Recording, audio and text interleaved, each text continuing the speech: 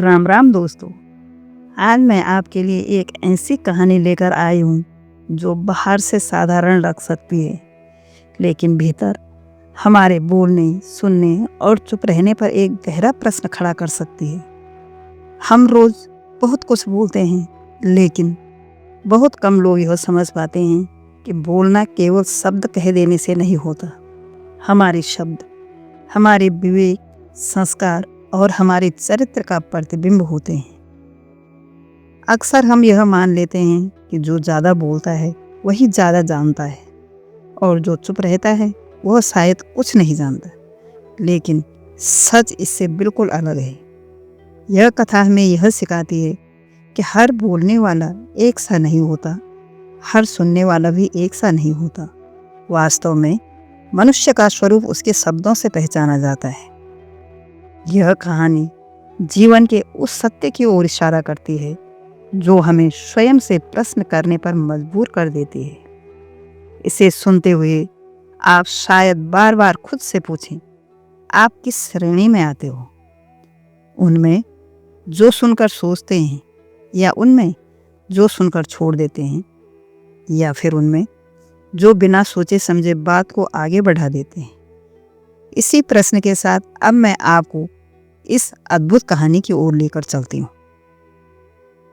बहुत समय पहले की बात है। एक मूर्तिकार था जो अत्यंत सुंदर मूर्ति बनाता था। उसके हाथों में ऐसा हुनर था कि पत्थर भी जीवित लगने लगता था। एक दिन उसने 3 मूर्तियां बनाई।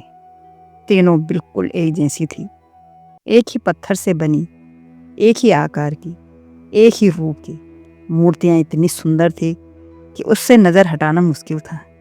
लेकिन आश्चर्य की बात यह थी कि तीनों की कीमत अलग अलग रखी गई थी। कुछ समय बाद एक शाहूकार मूर्तियां खरीदने आया। उसने देखा कि तीनों मूर्तियां देखने में बिल्कुल एक जैसी हैं। उसने पहली मूर्ति का मूल्य पूछा। मूर्तिकार ने उत्तर दिया 10,000 रुपये। फिर उसने दूसरी मूर्ति का मूल्य पूछा। मूर्तिकार बोला 25,000 रुपये। जब साहूकार ने तीसरी मूर्ति के बारे में पूछा तो उत्तर मिला 50,000 रुपये। यह सुनकर साहूकार हैरान रह गया। उसने कहा, मूर्तियां तो तीनों एक जैसी हैं, एक ही आकार की हैं, फिर कीमत में इतना अंतर क्यों? साहूकार ने पहली मूर्ति को ध्यान से देखा, फिर दूसरी को भी वैसे ही परखा, और फिर तीसरी मूर्ति को बहुत ध्यान से देखा। लेकिन उसे तीनों में कोई भी अंतर नहीं दिखाई दिया। तीनों एक ही पत्थर से बनी थी और एक ही तरह से तराशी गई थी। तब मूर्तिकार हल्की सी मुस्कान के साथ बोला, हाँ जी, मूर्तियाँ एक जैसी है, आकार भी, पत्थर भी और रूप भी, लेकिन अंतर बहुत बड़ा है। यह कहते हुए मूर्तिकार ने एक पतला तिनका उठाया। उसने पहली मूर्ति के कान में तिनका डाला।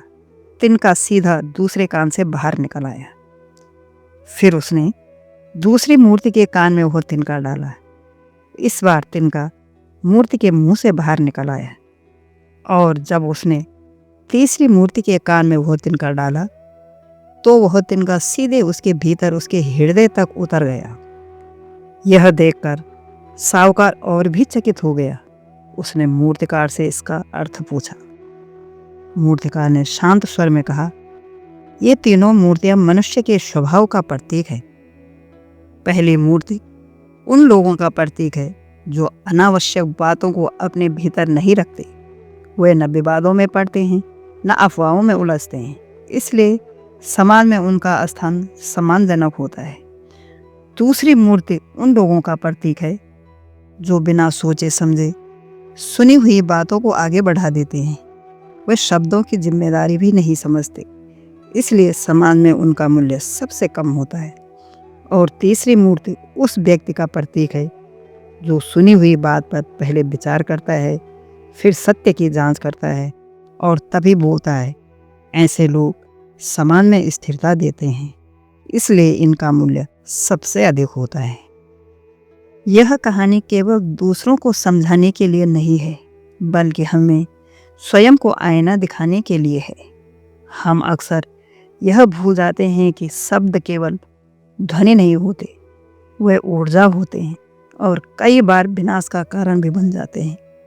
जो व्यक्ति बोलने से पहले सुनना सीख लेता है और सुनने से के बाद सोचना सीख लेता है, वही वास्तव में परिपक्व होता है। चुप रहना कायरता नहीं है और हर समय बोलना भी बुद्धिमानी नहीं है। सच तो यह है कि ये तीनों मूर्तियां हमारे भीतर ही मौजूद हैं। कभी हम पहला रूप बन जाते हैं जब सोच समझकर बोलते हैं, कभी दूसरा जब बिना विचार किए ही बोल देते हैं, और कभी तीसरा जब सुनकर समझकर और सत्य परख कर शब्दों को बाहर आने देते हैं। इसलिए यह कहानी हमें यह सिखाती है कि सबसे ज़रूरी कला केवल बोलना नहीं, बल्कि शब्दों के प्रति उत्तरदायित्व निभाना भी है। यदि हम यह समझ लें कि हर सुनी हुई बात बोलने योग्य नहीं होती और हर सुनी हुई बात सत्य भी नहीं होती, तो आधे से अधिक विवाद और कटुता अपने आप समाप्त हो जाएगी। जीवन में आगे बढ़ने के लिए केवल ज्ञान ही नहीं, विवेक भी आवश्यक है, और जिनके पास ये दोनों ज्ञान और विवेक हैं, वास्तव में वही सबसे मूल्यवान होता है। तो दोस्तों, यह कहानी आपको कैसी लगी? अगर कहानी अच्छी लगी हो तो लाइक, शेयर, सब्सक्राइब अवश्य करें। धन्यवाद। आपका दिन शुभ हो।